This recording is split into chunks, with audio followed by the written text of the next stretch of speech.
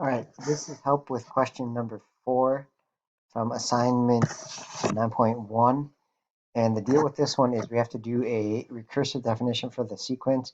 Hopefully we can see the pattern is doubling, but then changing from positive to negative. So we're not multiplying by 2, but -2, right? If you multiply by -2 each time, that'll make it switch from positive to negative. All right, and so what a recursive definition does is it has two parts. It has the first term, and then it defines how do you get subsequent or the next term, right? So like even in English, how do I want to get the next term here? I just multiply by -2. Okay, so the first term is just 4. If we label these just as a first term, second term, blah, blah, blah, blah. And so to get the next term, we just take the previous term.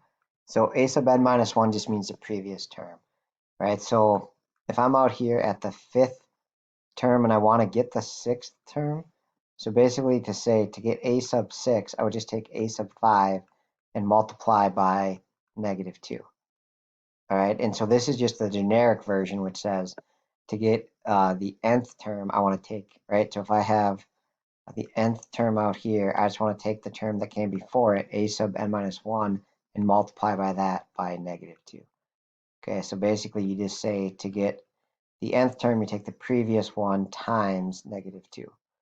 All right, so that would give us letter A. Here's our first term, and then this is a little weird. It normally says a sub n equals this, but I think our best choice there is going to be letter A.